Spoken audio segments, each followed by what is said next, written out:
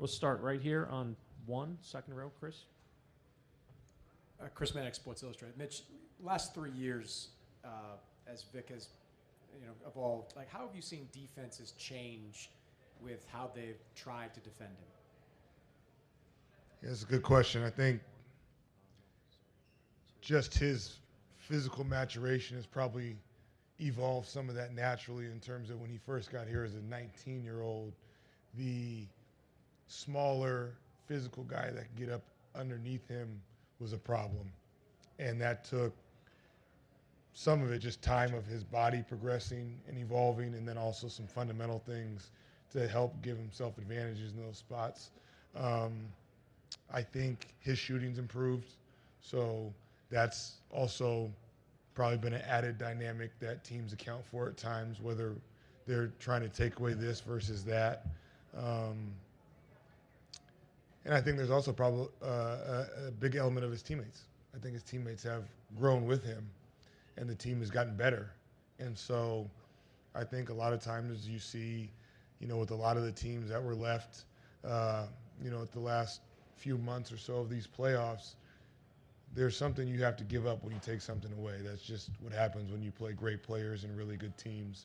And so a lot of times those decisions aren't made in a vacuum in terms of not only the player, but then there's a ripple effect typically of what that could lead to for the team and what you may open yourself up to, and then what you're going to be a little bit more committed to knowing that's okay because we're going to take this away. On your left in the front, Tim. Tim Reynolds with the AP. Mitch, you've obviously embraced the notion that experience or inexperience or perception thereof doesn't matter throughout these playoffs for your team. How much do you see the symmetry in that it applies to you as well, that this is also your first time going through this in this role? Are you appreciating the fact that you're sort of proving that experience is what you make of it? Not to get into a rabbit hole, but I do think experience matters. I just think a lot of times we use the term anticipating or expecting the use of it, not necessarily knowing how it's going to be used. So I draw upon a ton of experiences, not as a head coach in the NBA, but I've been around the game of basketball for 30 plus years. And so I just think at times there's a lot of things that we talk about every single day more than experience. When we were met as a team in October until June 1st, if we kept track of the amount of times we talked about, again, I've said this, not to be redundant, but habits, consistency, execution, fundamentals, attention to detail, style of play, brand of basketball, et cetera, et cetera, et cetera. We've said all those words probably 100 times more than the word experience. And so I just think it's allowed us to anchor to those things when we have adversity or success or instability or different things that you go through that you can't always control. You tend to anchor to something. And I think at times experience is something that's very well suited to be anchored to if you use it in the right way as an individual or collective group. And I just think for us, it can be a negative when you use it in the right way that we can't anchor to the experience as a group. But that's assuming you're using it in its best use of the word. So not to talk in circles, but I think there are just different things that we anchor to at different times when we can't necessarily change what we can't control. And so I think that's where sometimes the narrative comes through. And yes, I do appreciate having clarity on some of those other things, and some of those things have been established here before me and helped pass down along the generations of our organization. Jeff, here in the front. Hey, Mitch. Jeff McDonald, San Antonio Express News. I wanted to ask you about Steph Castle. He's pretty much had to guard an all-star in every round of these playoffs, and will probably get that chance again. Just what are the characteristics that he has, both physically and his mental makeup, that make him suitable for that kind of matchup? I don't know, other than I just keep witnessing it. I probably talk the least about him publicly. I probably talk the most about him privately, just in terms of what he does and means for our team. I'm not talking about performance because I don't want to get crucified, but in terms of output of energy, when you think about what he's doing defensively and offensively, it takes you to some really rare territory of names that you may not want to say. in terms of because you're not comparing him to that person or this person, but the output of energy in terms of what he does defensively and offensively. It's similar to Victor in the terms of he's basically in the middle of every single play for us offensively or defensively, but he's on the basketball. So, that's, some very rare air just in terms of output of energy. And then you start talking about the quality that he's doing it. I think the best way to explain Steph Castle is he had 20-plus turnovers in 2 games, and if you watch the rest of the series, you'd have no idea. And he did pretty good. Tom. Tom Morrisborn, San Antonio Express News. Mitch, how close is De'Aaron to 100% now after having a few days of rest? And how impressive was it for him to play those final 4 games against Oklahoma City and play at a pretty good level? Yeah, very impressive. I mean, it goes actually back, Tommy, to Minnesota, right? Like he's been playing with that now for 2 series. He's had it re-aggravated at times. And his level of toughness, physically, mentally, at some stage, probably his value was just being out there, right? Like there's certain things I think that we've learned with our group that lend to our style of play and brand that, a turnover is a stat, but not making a turnover is not a stat. And so there's times when we didn't make a turnover that helped our offense.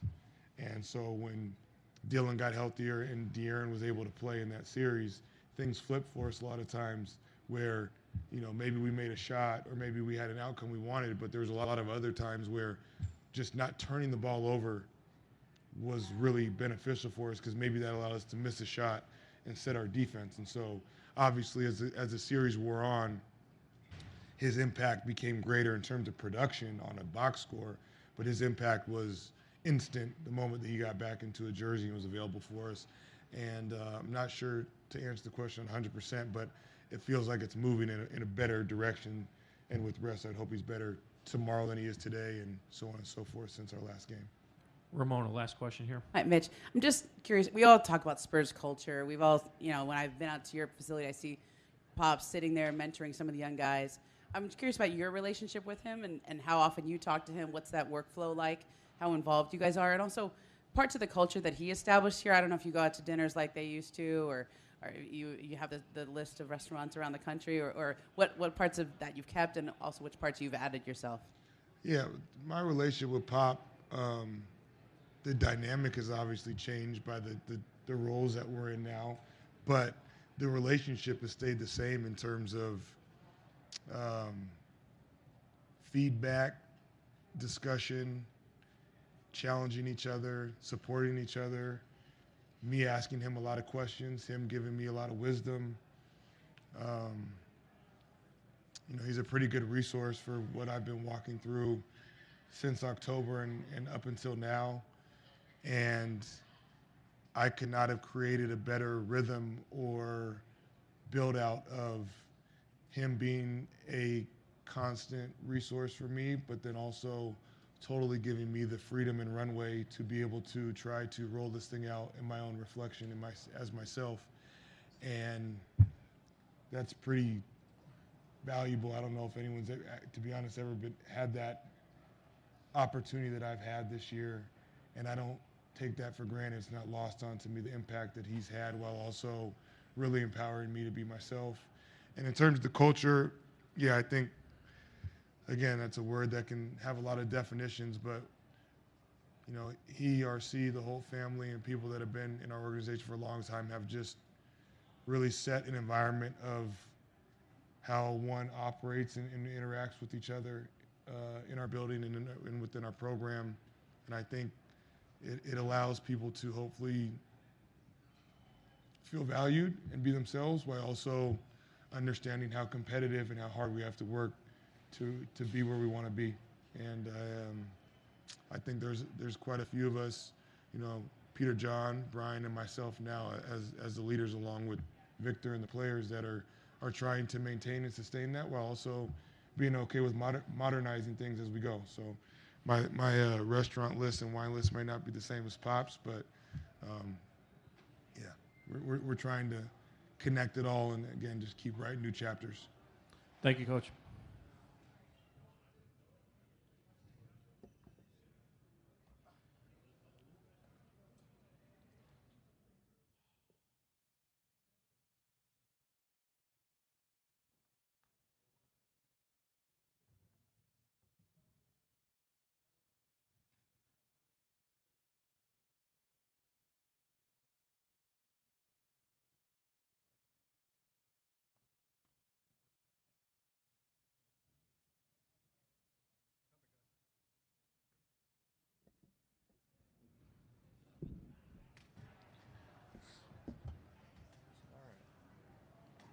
We'll take first question here in the third row on the right. Jeff on one. Victor, Jeff Zilgett, NBA.com. The other night you mentioned the Larry O'Brien Trophy, and I wanted to know how old you were when you first became aware of it, why it became so important to you maybe at an early age, and then lastly, in a broadly question, is what made you fall in love with basketball?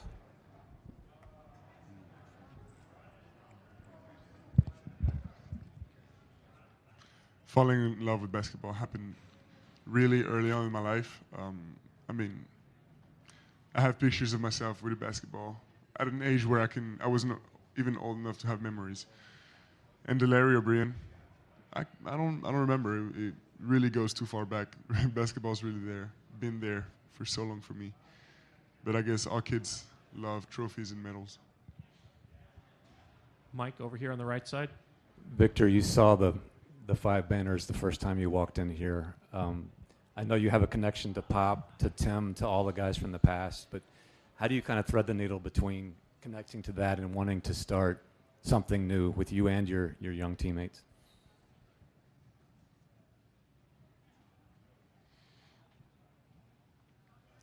It's an interesting question. We're really being put in the best settings to do that. So it's not really an effort I have to make because they're all these guys that you mentioned. I mean, it's like they're carrying us, you know, and they're guiding us in the right direction. Maxime over on the left. Maxime Aubin pour l'équipe. Bonjour Victor. Est-ce que à ce stade de la saison, après tout ce que vous avez vécu là en play-off et la difficulté physique, est-ce que tu penses que l'excitation peut suffire à te porter physiquement et à vous porter physiquement? Ou est-ce que tu sens qu'à ce moment de la saison, justement, ça commence à puiser profondément dans les réserves? Effectivement, c'était une série difficile, mais je touche du bois, pas de bobo et j'espère que ça continuera. Mais à ce stade-là, je me sens comme si je pouvais faire cette série et une d'après. Third row towards the center. Vic, how's it going? Christian Winfield, New York Daily News. You guys played the Knicks 3 times this year, including in the NBA Cup Final. I'm just wondering what you think about the matchup going into this NBA Final series against them. It's a great team, you know. It's a great team of experienced guys who are not here by chance, but by relentless effort over the years, and very different career paths for all of them. So they're right where they're supposed to be, in my opinion. And all of them are going to be super hungry in their own way. On your left, Jared. Jared Weiss, The Athletic, on your left. Victor, this is going to be a gigantic audience that you're playing in front of. How do you feel about the fact that a lot of the world, the basketball world, even the general world, is going to be watching this series? And how does that spotlight motivate you? And how do you feel comfortable in that spotlight? Doesn't motivate me. At the end of the day, only 20,000 people fit in the arena, so it doesn't really make a difference. On your left, Tim.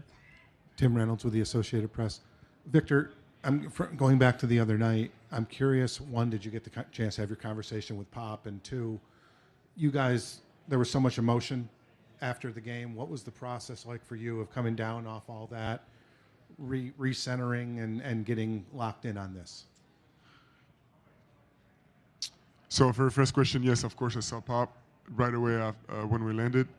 And the emotion was really something I haven't felt in a while. I don't even know since when. And coming back down from this is a challenge. And it's not done yet. We still need to really come back down to earth and realize that we haven't done the hardest yet. The job isn't done at all. So we still got about, I don't know, what time is it? Like 30 plus hours to recenter. Fourth row on your right. Bonjour Victor, Samy Sadik pour l'équipe. Il y a 3 ans, quand tu avais été à la loterie, quand les Spurs t'avaient eu à la loterie, tu avais dit qu'au fond de toi, tu sentais que c'était ton destin de devenir un Spur. Est-ce que tu sentais aussi que ce destin allait t'amener à aller en finale aussi jeune? Et tu avais eu cette phrase très intéressante l'été dernier, tu avais dit que les épreuves que tu avais vécues avaient accéléré les choses. Bien sûr. Et oui, je le ressentais tout comme n'importe quel rêve, j'ai envie de dire. Mais on ressent tellement de choses au cours d'une saison et au cours d'une série de playoffs que on n'a même pas le temps de se poser et d'avoir ces réflexions-là. Et la réalisation qu'on était en finale NBA et qu'on venait de gagner la finale de conférence, tout ça m'est tombé dessus en 5 secondes, sur les 5 dernières secondes du quatrième quart-temps du match 7. Donc c'est aussi un vrai challenge de gérer toutes ces émotions. C'est énorme. On your left. Hey, Victor, we know you spent years doing very specific training, like paying close attention to your nutrition since you were a kid, working on your stability and mobility. And then this summer you also spent time working on the mental side of the game. Can you tell us how important is these little things to reach the NBA Finals?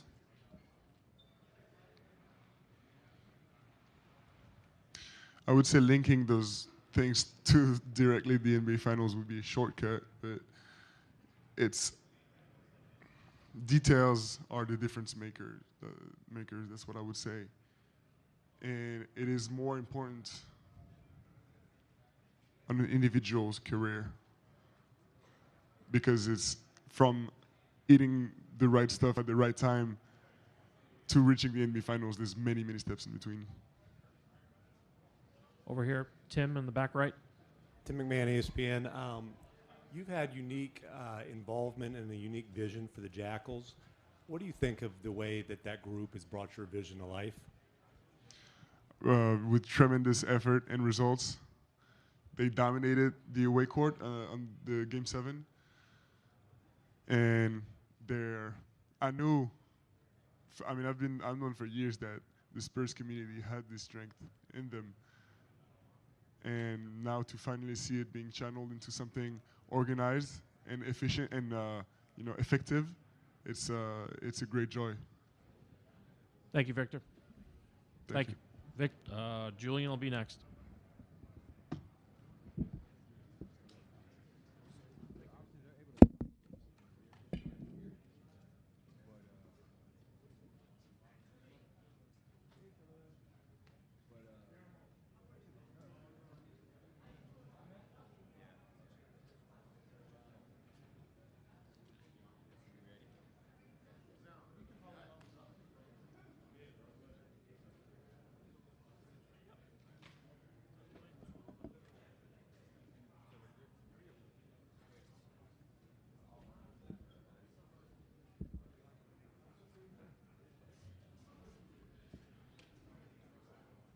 We'll go first question here on the second row towards the center. Just wait for the mic here on one.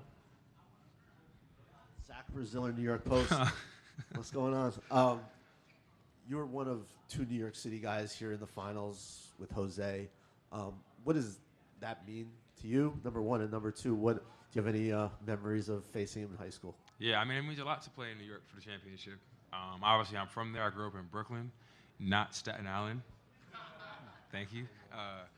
But I mean, I grew up there, so being able to go back to the Garden and, compete for a championship, it's the best feeling ever. And then obviously Jose's from the towns, so I've been around him for a while now. I won't lie, they definitely got the better of us a bunch of times when he was at Christ the King and I was at Lackland. But it was always good memories. He was a great guard, quick, crafty, feisty, so it'll be fun. Hey, Julian, Jeff McDonald, San Antonio Express News. I got two questions. First of all, what was it like for you to go out there on that practice court and see the big Larry O'Brien trophy at midcourt? Like, what does that mean to you at this point? Yeah, I mean, it was pretty cool. I didn't know that it was like hand painted. It was like painted on the court. So walking over it, I'm thinking it's a sticker, and then I'm looking at it and I'm like, yo, this might be painted. But it was pretty cool. Obviously, I've never seen that before. We seen the Larry O'Brien yesterday. That was my first time seeing that as well in person. So getting all these experiences around, that trophy and this type of atmosphere, it's been great so far. It's been exciting. All-stars in every round of the series. Yeah. Do you ever just sit back and look at his relentlessness and for sure and marvel at it and what does he do to take on those matchups? Definitely. Steph's been great for us all year. He's been our best defensive player outside of the big fella down low. I personally think it's all defensive guard right there. 100%. He's taking every matchup with pride. There's not a night that he's playing and he's not guarding the opposing team's best player. So, shout out to Steph. We wouldn't be this far without his relentlessness. But I think he's been great so far. He's a dog. He's a dog. Bruce here on the right. Julian, how did St. John shape you as a ball player and as a man? Yeah, so obviously my coach was Mike Anderson when I was there. He taught me a lot of things about being honest, being coachable, presentable, and stuff like that, and also being a team player and finding your role wherever you go.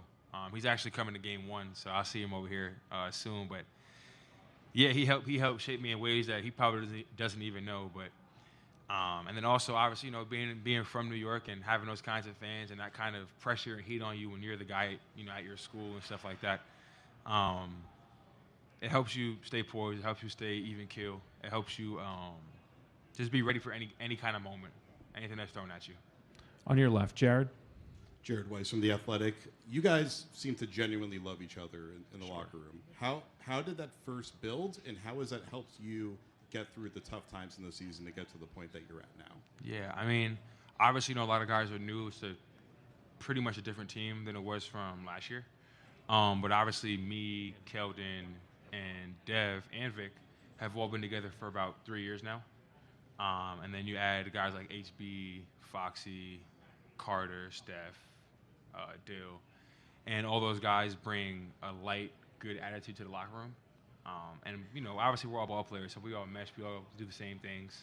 And then also the team's did a really good job of keeping us together, having us do things in summer league, where it's like team activities. I know you guys seen that video of Vic in the pool. That was in the summertime. We all went, so stuff like that, just keeping ourselves connected and combined. But we've been doing that since, July, June last year. So that's why when you guys come in the locker room, you guys see us on the court in June this year, it looks like that. But that's because we've been doing it for a while now. The back towards the center. Tina? Julian, hi. Tina Cervasio from Fox 5 New York. Once again, going back to your New York roots, when you look at your professional story, undrafted, the way you had to fight your way through, getting here to the Spurs and earning that role, now you're in the NBA Finals. How does that play in to the way that you were raised and helped you along the way to get to this point? Oh, for sure. I mean, my parents did, in my opinion, I got the best parents ever. They did a really good job of just, making sure that me and my brother were on the same track, on the best track possible, keeping us out of trouble, keeping us in the parks, keeping us, playing sports and doing stuff like that. And then also, like I was saying before, teaching us to be honest, teaching us to be coachable, to be stand-up kids, stand on what we believe in and stuff like that. So it's been pretty good. Same row on the right side here in the aisle. Hey, Julian, Adam Rosso with Spectrum News. On that note, your journey, now you're about to start the NBA Finals. Like, why? Why are you here? Why do you think you persevered and were able to get where you are right now? I think it's just where I grew up from, who raised me and stuff like that. The people I'm around, people I surround myself with, they do a pretty good job of just keeping me on the right track, helping me stay even keel and stuff like that. But, yeah. Go ahead, Christian, over here on the right. Julian, Christian Winfield here, New York Daily News, also from the towns, went to Banneker. Question for you, you know what it means to New York City to be back in the NBA Finals. As someone who's from there now on the other side, are you ready to be the villain in your own hometown when you go back? Like, what's that going to be like for you? For sure. Obviously, I know I was telling somebody else, I have a lot of friends who are New York fans, and I would love to spoil their plans. I would love to. It'd just be fun. Obviously, going back there and compete for a championship is great, but I personally want to win, so we'll just see how it goes. Tom. Julian, Tom Orsborn, San Antonio Express News. I know Jeremy's probably not going to be involved much, but is it good to see him? And also, there's a lot of talk about whether he would get a ring from San Antonio. You're one of the player reps. What are your thoughts on that? Yeah, I mean, it would be great to see Jeremy. Obviously, that's my guy right there. We spent a lot of time with him. Just love him. Obviously, we'll always be friends. Right now, we're competing for a championship. He's telling his team things. He's doing things with his team. We're doing things with our team. There's no love lost there. Absolutely not. It'll be good to see him, but that's just as far as it goes until after the series. Ramona here, last question. Hi, Ramona Shelburne, ESPN. I'm just curious about the term late bloomer, right? Like you were somebody who, it took you a minute to find your footing in this league. There's the doors that open, the doors that close. And there's so many people who could become late bloomers, but they don't necessarily get the right opportunities or spots. Yeah. How do you, when you look back just on your journey, how do you feel about the fact that this door opened up here and what you were able to do with it? Yeah, I mean, one, I'm super appreciative of it. I wouldn't be who I am today without the Spurs organization, so I give a lot of credit and really all the credit to them. But, you know, I don't know. I think it comes down to opportunity, honestly and truly, at the end of the day. Obviously, you have to work hard and stay grounded and stay, you know, how I say it, but just persevere. Continue to persevere. Continue to keep your head down. Continue to work. And then, you know, part of it's that, and then part of it's hoping that one day you get the right opportunity and you just take it. Thank you, Julian. Oh, okay. Yep. Stefan. Oh, go ahead. Just a quick follow-up. Yeah, sure, go ahead. Do you know what the Spurs saw in you? Did they ever tell you? Honestly, no. I don't know what it was when I got signed here. I was so consumed with just getting waived. So, but when I got here, Coach Pop told me that I had a niche, which was shooting the basketball. But there are other areas of my game that I had to work on, with being more nasty, rebounding, playing defense, and stuff like that. So that's just been the working point since. Thank you, Julian. Stefan Castle will be up next. All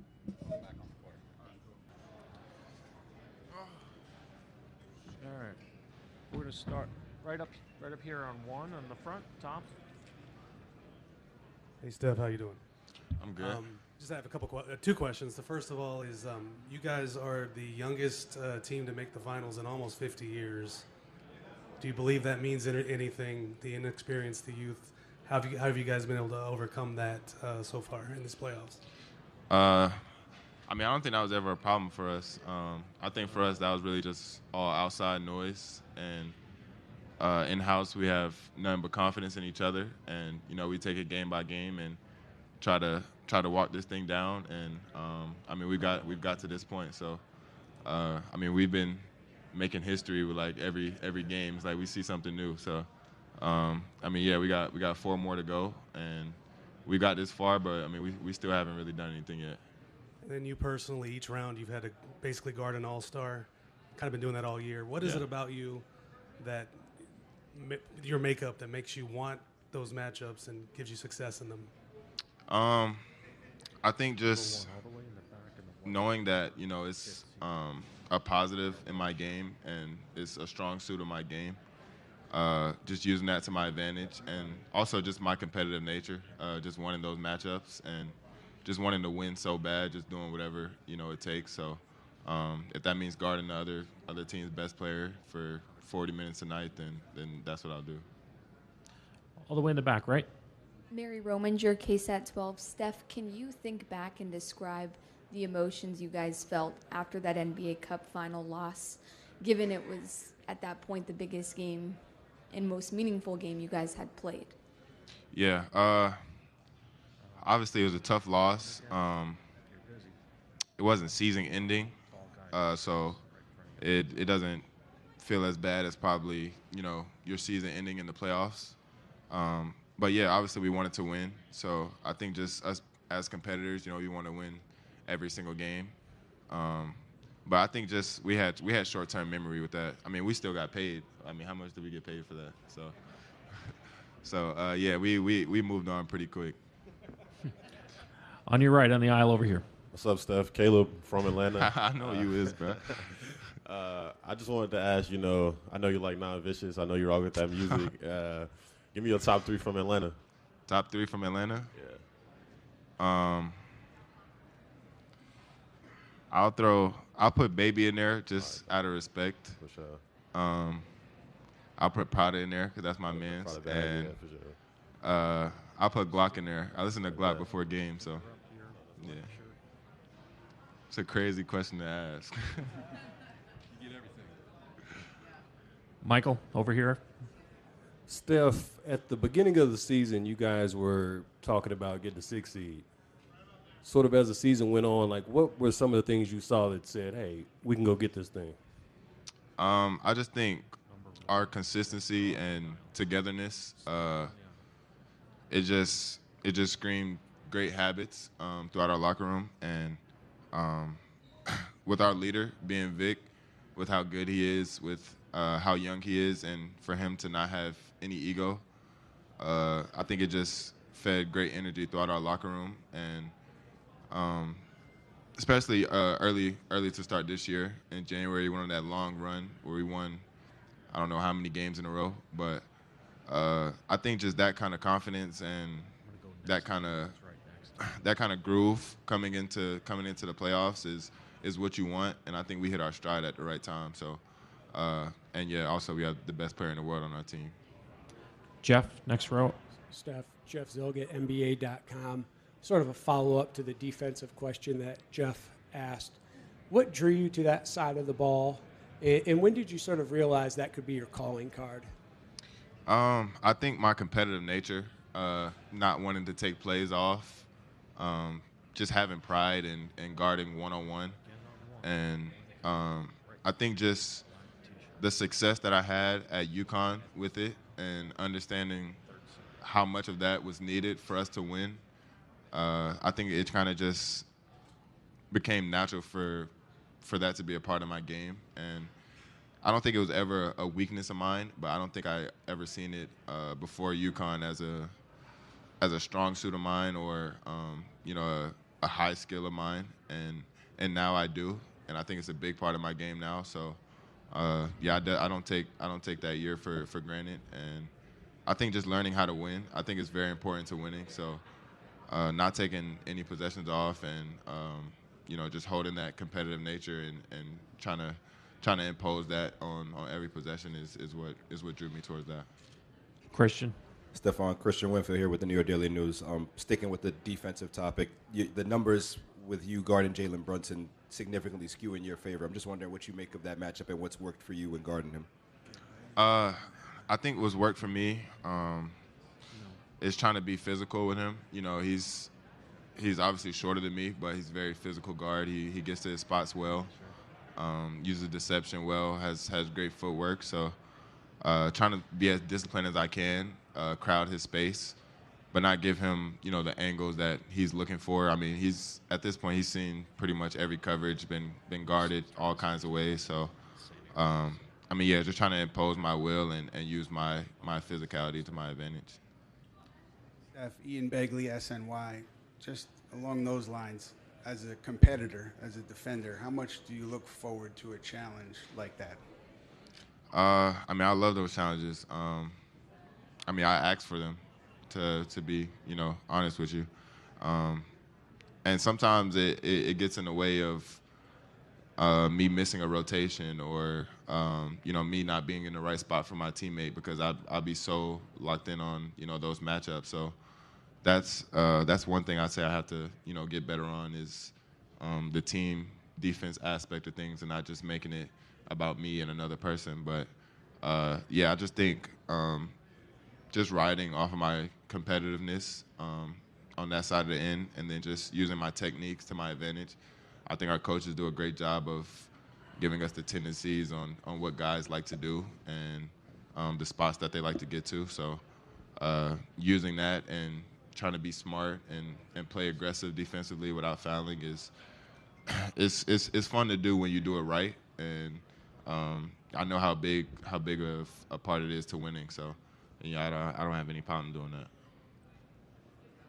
A few minutes ago, Victor said, that first round, that Thunder win was so emotional and isn't quite sure that the team is completely over it and still has 30 hours to refocus. Do you feel like you guys are completely locked in and ready for the finals, or is there still like a day where you're still coming down off that high? Obviously, I think it was a feel-good win for us. Playing a defending champs on the road in a Game 7 like that, it's hard to kind of just flush that to the back of your mind, especially when you're the team that came out on top. But I think we have a balance to where, we understand we can't get, complacent or satisfied with that. And, we still have a job to do. So come game time, we'll be ready. Ramona and Steve, last two. Hi, Ramona Shelburne, ESPN. Mitch was telling us earlier about the output that you put out on defense. They have a lot of measurables. I'm wondering how you prepare for just the energy you have to expend on that. I know Vic does the underwater training. I don't know if you do anything different or unique for that, or is it just a level? I mean, you're also young. You can go all day, but how do you expend that kind of energy, and how do you prepare for that? I think I just have the luxury of being young, honestly. I mean, I just get in the cold tub. I don't do nothing crazy. But yeah, I think I've been doing it for so long and consistently throughout the year that I really haven't had to change much coming into the playoffs, especially on that end. So, I mean, at this point, I'm pretty conditioned, and my body is used to it. So, and yeah, I'm 21. So, Steve, last question. Steve Ashburn on NBA.com. The NBA is full of big, strong guys, many of who seem to topple to the floor a lot with contact. It was suggested during the earlier rounds this spring that some of your guys, and you in particular, that doesn't seem to happen. You absorb the contact, you're strong, you're not looking to sell calls, embellish anything. Are you leaving some gamesmanship on the table by not doing that, or does this get into that whole ethical hoops stuff in terms of playing it straight? I don't really know how to answer that. I mean, because I sell calls too sometimes. I mean, I can't lie. But I mean, it's really just a feel thing, especially in the playoffs. If it's too egregious, the refs aren't gonna bail you out. They're gonna make the two teams. They're gonna make the better team win. So I think just taking it game by game and not trying to put yourself at a disadvantage. I don't really think it's about selling calls or not trying to sell calls to make yourself look a certain type of way. I think we talk to the refs a lot, especially me in particular, but most of the times they're right. So, I mean, just having a short-term memory. I mean, whether you fall down or not, if you get the call or you don't get the call, it's not really something you can change. So, I think for us, just playing the game and seeing how the refs calling it. Thank you. Yeah. Thanks. We'll get started at 1:30 with New York.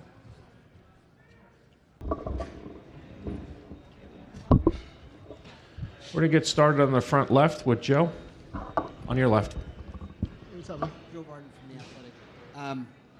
Is Mitchell going to practice today? And I know he's been pushing to play tomorrow. What do you expect he'll be listed on the injury report? I don't know what he'll be listed on the injury report. He did individual stuff yesterday, and I'm about to talk to our medical people to see what he can do today. Over here in the front, Don. Mike, over here, Don Harris, WAI San Antonio. How much of your defensive philosophy... Former coach of the Dogs. I was going to ask you, how much of your defensive philosophy was formed when you were here in San Antonio? Not from Coach Pop, but from your incredible six-man flag football, first-grade Dogs defense that you designed. So we were awesome. Literally, he was the offensive coordinator. I was the defensive coordinator. And we actually dominated that league. We had to cheer all our parents. After every game and before every game, we get our parents in with the kids, and our cheer would be, "Who let the dogs out? Woo, woo, woo. Who let the dogs out? Woo, woo, woo." So that's for all you older. They're adults now, right? Yeah, they are adults. For all you older dogs back in the day that were 6 and 7 that are now like 30. A lot came from there. But my players won't do that cheer, though, for some reason. My current players. Yeah. Pop's influence, what you learned here in your short time here from Pop has carried you through your career. How much of that? Man, there's a ton. There's a ton on the court. There's a ton off the court. He was very influential in my life at the time, not just professionally, but personally as well. The biggest thing is just to stay the course, keep trying to grow and keep trying to learn, and make sure you try to keep everybody, not just you're 15 or 18 players, but however many players you have and everybody in the organization and around the city, try to keep them as connected as possible. Again, here in the front. Yeah, Coach Matt Guzman, Spurs on his side. There's a pretty quick point guard on the other team that you've got some history with. It wasn't that long ago, but what do you remember about your time coaching him, and what is it going to mean to see him on this stage? Lovely family, fantastic wife in Rasay. Just comes from a great family. He's a great human being, first of all. I enjoyed my time being around him as a human first, and then just talented. Sky's the limit for him. He can give it to you on both ends of the floor. He's a game changer, and obviously in big moments, he knows how to come up big, and that's evident with his Clutch Player of the Year award that he had won. So, fantastic player, fantastic human being. Vince? Vince Goodwill, ESPN. When you first took this job from the outside, the perception was Mike Brown has to develop the bench. The starters were getting run into the ground. How much of that was a conversation through the interview process about developing a deeper rotation? And secondarily, how was that in application when Josh Hart's minutes go from 38 to 28, the process of pulling the starters back, developing a longer bench? It seemed like it was rocky moments through the season, but it got you here. First of all, there's always rocky moments during the course of the season. That's what the season's there for.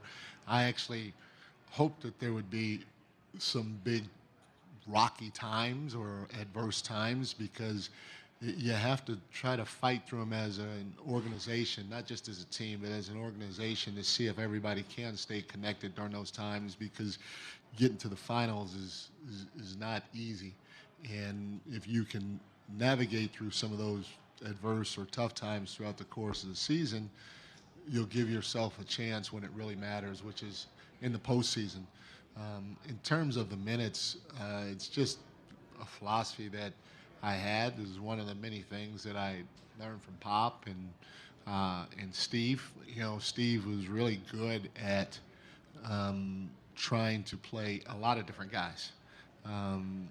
Not only that, a guy that hadn't been in the rotation for a while, one game he might throw him out there as a starter. And that kept guys engaged, or on their toes, however you want to call it. And then at the end of the day, I'm not a medical person, but just from what medical people say, that, if you can kind of control the minutes during the regular season, it helps them during the postseason. And, so from people telling me that, I believe it. And that's what I tried to do.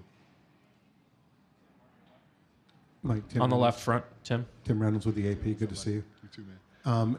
I know it's been half a lifetime since the last time you were a head coach in the finals, but when you look back at your journey, how much maybe did you need to go through that and the lessons that came?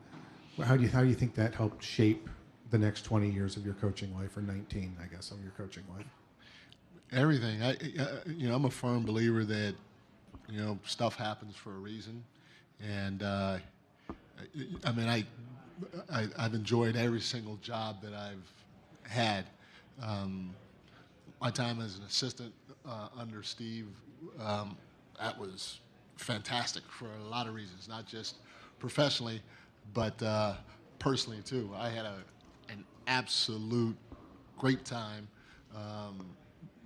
being an assistant coach in San Francisco under Steve. So, and with those players, so learned a lot of life lessons and professional lessons doing it.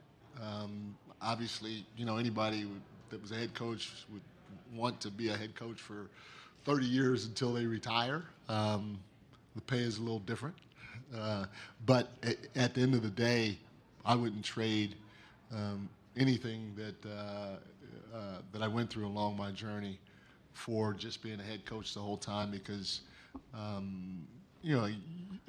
truly believe this. You learn probably more in adversity or getting knocked down than just riding a high wave. And so, again, not just professionally, but personally too. So I enjoyed my journey, and I wouldn't change it.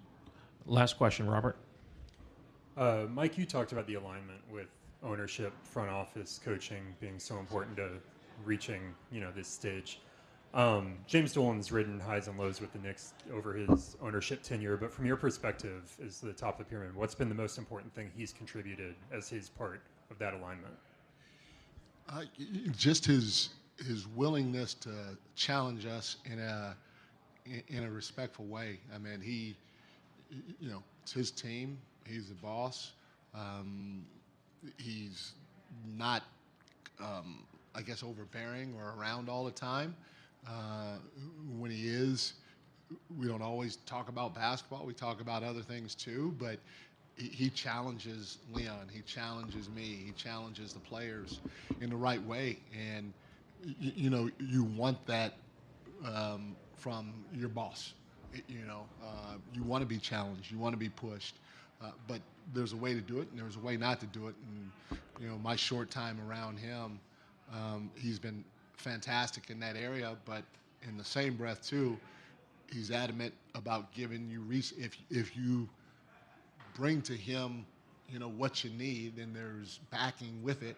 He's adamant about trying to give you the best things possible to go get the job done. So really appreciate my short time being around him, especially with the horizontal and, more importantly, the vertical alignment that this organization has.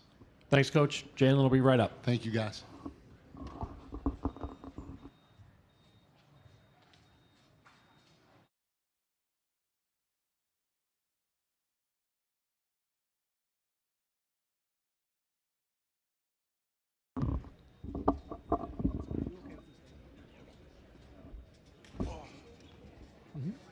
First question here on the right. Barbara?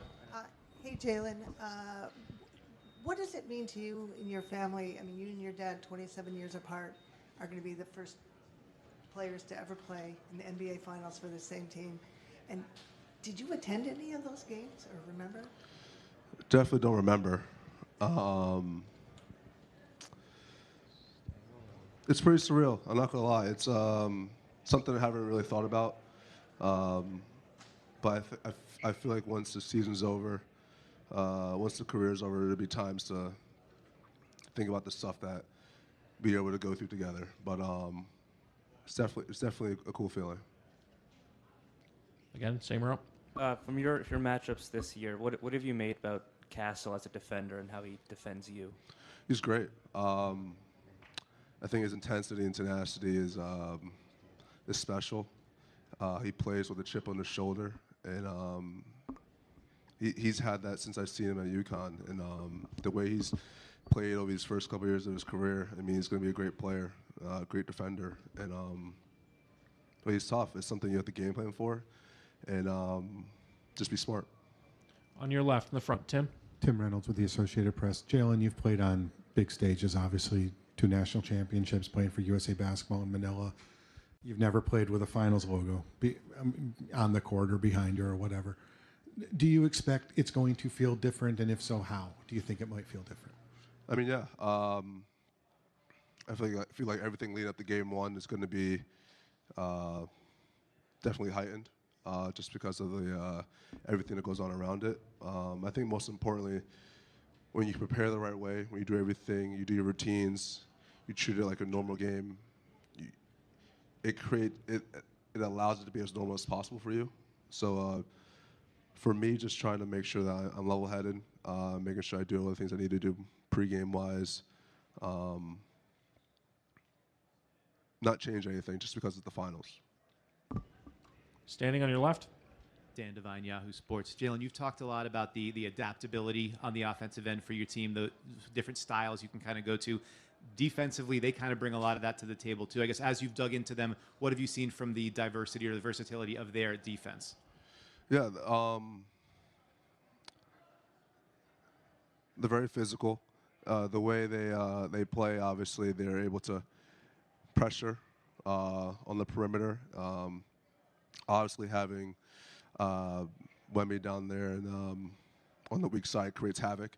And so they're very multidimensional. They have a lot of different ways they can beat you on both sides of the ball. So obviously paying attention to the details when it comes to game planning is very important for us. Ramona on your right. Jalen, back here. Sorry, Ramona Shelburne, ESPN. Right now you've obviously established yourself. You've built a career and your name and reputation. But has there ever been a point in your career, your life, where you felt like maybe you had imposter syndrome, or you didn't belong, or you weren't comfortable in the spotlight, or wherever you were? The only time is probably my rookie year, going into my rookie season, and playing pickup with the team in Dallas, and then obviously watching Luka do his thing so effortlessly. And it's something I talked about, I don't know when, but a while ago publicly, but that was probably the only time. And it made me kind of question myself to see how hard I actually had to work to be in the position I wanted to be. Christian, third row on the right. Jalen, Victor was just in here talking about you guys, and he said that you guys got here to the NBA Finals through relentless effort and that you're where you're supposed to be. I'm just wondering what you make of him as a player, as a person, and scouting the Spurs, how you view this matchup. Yeah, watching him as a player, it's pretty unbelievable. Things he's able to do on both sides of the ball, just you've obviously people have never really seen before for a person at his size. So it's incredible to watch from a fan's perspective. As an opposing player, it's something you constantly have to be on watch for. You just never know the things that he's capable of doing. And so that's why game planning and our game plan discipline and our attention to details are so important when it comes to playing, because he's pretty incredible. Second row on your left. Hey, Jalen. Sergio Andres, Prime Video, Undrafteados, Spain. First of all, how does it feel to be here in the NBA Finals as a member of the New York Knicks? And also, I wanted to know, how did you guys handle the extra time this past week? It was more family, or maybe you guys get together. Did you get together to see a game maybe of the Western Conference Final? How do you handle that? Well, yes, I'm very excited to be here. Once in a lifetime opportunity that you can't take for granted. How we took the time off, how we spent the time off. A couple of days off, but when we were in the gym, we were focused. We were practicing pretty hard. Understanding that, not knowing who we were playing yet, we had to prepare for both teams. We didn't want to be behind the eight ball.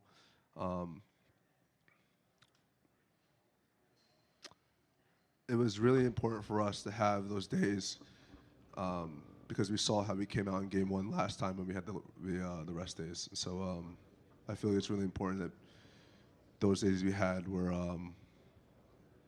it was important for us, for sure. We'll go Bruce here, and then Vince, last two. Bruce Beck, NBC4 New York. Jalen, what is it about the fabric of this team which leads you to believe that you will thrive in the NBA's biggest spotlight? I think we're a focused group. I think we're a hardworking group. I feel like we've been doubted a lot. There's been a lot of noise on the outside that we could obviously talk about, complain about, do something about, but we've always just went back into the gym, worked on our game individually, and then when it came to practice, we were focused. When it came to games, we kept getting better and better. And so I think our mentality is in the right place at the right time, and we just got to stay focused and keep learning. Even today, we can't be satisfied just because we're here. We got to continue to keep learning. Vince, last question. Vince Goodwill, ESPN. Jalen, I know you don't remember '99 and the games because of your age, but Allen Houston is around the team. Patrick Ewing's around, obviously, your dad.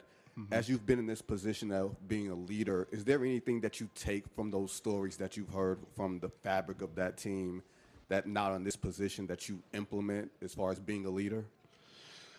I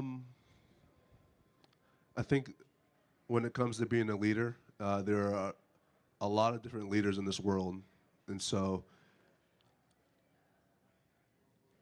the way I've gone about being a leader is taking bits and pieces of different things that I've learned from leaders and trying to make it my own.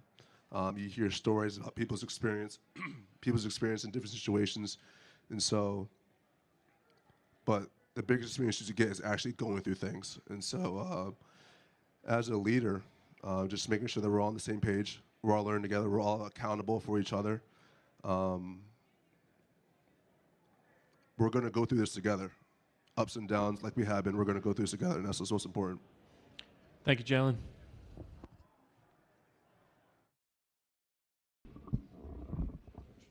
All right. We'll take questions around the room. Please raise your hand.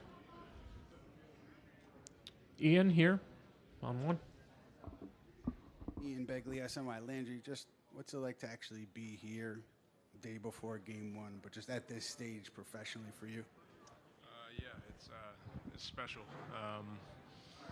You know, obviously this has been a longer break, another long break we've had leading up. And with that comes some idle mind and time to think about things, and emotions and whatnot come to you. And, you know, it's kind of playing the game, trying not to, you know, spend too much time reflecting, getting all into all that, waiting, pushing that off until we're done to kind of fully, you know, breathe everything in. But, you know, the drive over, yeah, there's a lot of emotions. It's pretty cool, pretty surreal to be playing the NBA Finals. So really grateful, really excited. Tired of waiting, ready for tomorrow so we can just get this thing started. But really excited and grateful to be here. On your right, Vince. Landry, Vince Goodwill, ESPN. One of the things coming into this season with Mike Brown was he had to develop the bench and make sure that the starters weren't run ragged. And he also mentioned that once you came back in early April, that was when things sort of turned around for the team. What is it like when a coach is coming in and he's trying to give you guys extended roles when the starters are normally playing the heavy minutes? Do you feel that? Is it like a competitive tension when you're trying to figure things out? Did you see that? Did you sense that at all? Truthfully, with this team, I've said it a number of times. We've got a group that truly like roots for each other and wants each other to succeed. It's special when you have a locker room where those ulterior motives don't bleed into your locker room, because it's really easy. Like, you look at our bench, and it's been different guys throughout the playoffs, throughout the season, that have been inserted and have had to step up and, you know, play bigger roles in certain situations. And there's a lot of reasons on paper, right, where it would look like you could get a little bitter about so-and-so's taking so-and-so's minutes or whatever the case may be. But truthfully, this team, we really have a special group where we all root for each other and know that that job and that role could look different for everybody or anybody any night. And that could be a different guy that's asked to be. So I don't think you have a healthy amount of competitiveness. Obviously, all of us are here for a reason, and we want to compete and contribute. But at the end of the day, you know, wins speak much louder than, you know, any of that other stuff, and that's what we all ultimately want. And so you see that, and we all support each other, and it's that's really cool and really unique to be a part of with this team. So yeah. Front right, Marcus. Marcus Thompson with The Athletic. When you consider your journey, how much of like all that you've been through and done made you ready for the stages you are on and this stage specifically? Yeah, I'm a believer that everything you go through, everything that, you know, might seem small or big, prepares you for where you're ultimately headed in one way or another, even if it doesn't, you know, line up perfectly or whatever the case may be. But you know, really grateful, like I said, for all the highs and lows that I've been through personally, and yeah, I mean, all I know right now is that I'm here. You know, like I said, I'm trying not to get too reflective or open up that can of worms of looking back on everything quite yet. There's 4 more wins between, you know, me and doing that that I'm more worried about, and 1 win at a time, really. So that's where I'm at. But definitely think that everything you go through, everything you live through, good and bad, prepares you for where you're headed. Steve, 2 rows back. Steve Eschberner, NBA.com. There's a big guy on the other team getting a lot of attention right now. The big guy on your team, in terms of Carl, how instrumental has he been to you guys being here, and what sort of changes did you see in him this season? I know that he was used a little bit different offensively. Yeah, I mean, Cat's one of the most talented basketball players I've ever been fortunate to be teammates with. And, you know, I think he's lived through a number of different seasons within the season this year as well, where we've asked him to do some different things. That's kind of a theme with our whole team. Everybody's kind of had to evolve and adapt and do something a little bit different than they've always been asked to. And, you know, Cat kind of coming into that role when we got into the playoffs of he's been a fantastic facilitator, playmaker at the top of the floor for us. You know, been really aggressive offensively as well. Been asked to, you know, defend at a high level, and he's done that. So he does everything. There's not a lot that he can't do, and you know, we rely on him every night in a lot of different areas. So he's super important to us, and obviously is a big piece to our success. Monica, last question. Monica McNutt, MSG Networks. When you look at the opponent, Landry, and they are a team that also uses their bench, and you think of the two bench units, just kind of what comes to mind in terms of things that you guys have to be prepared for? Yeah, you know, they're obviously a very talented group, a deep group that, you know, a lot of the same things I'm saying, can rely on a different guy each night off the bench to be a spark, and we've got to be prepared for that and take our individual matchups you know, seriously. So, you know, understanding personnel and knowing a multitude of guys, not just, you know, honing in on one matchup, I think is going to be important, obviously, at this stage. And, you know, we'll key in on that and do our best to, you know, take away what strengths that we can. Thank you. Yep, thank you, guys. OG will be right up.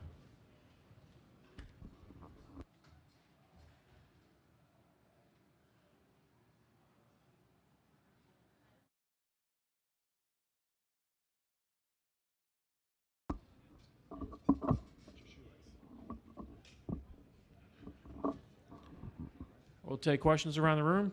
Fred, right here up front. Hey, OG. What's up, Fred? Fred Katz from The Athletic.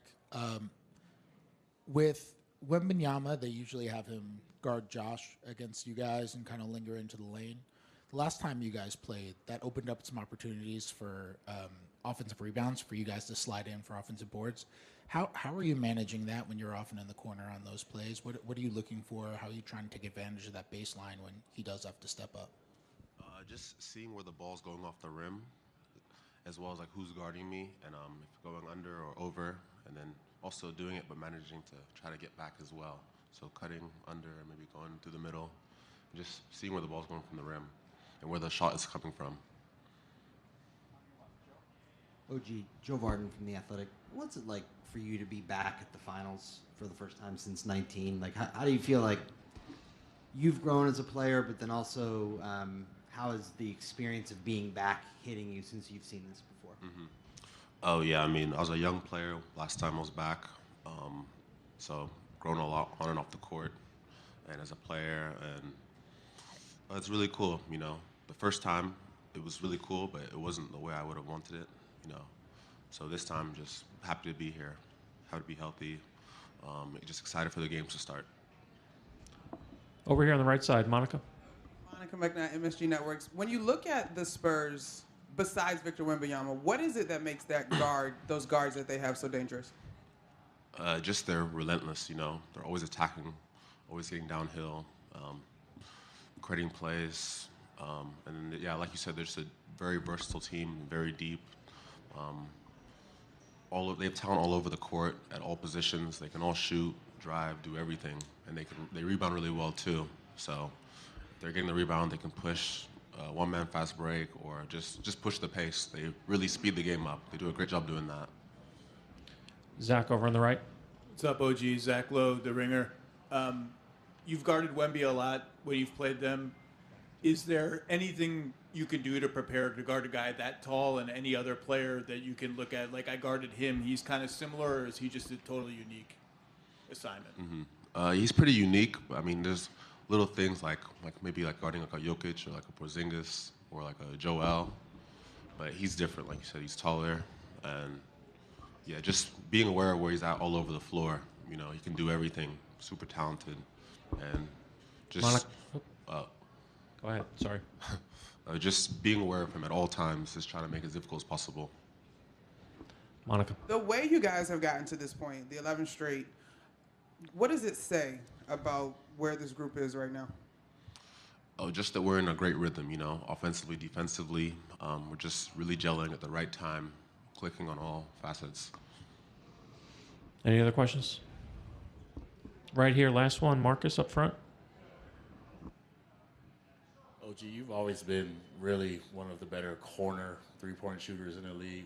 What's gone into that? How intentional is it? And now you and Mike Hale are the two best in the league. Like, what kind of advantage is that? First of all, just a lot of practice, a lot of shots. And then, it opens up the floor, you know, just us being in the corners, spreads the floor open, and just like great release valves for the offense.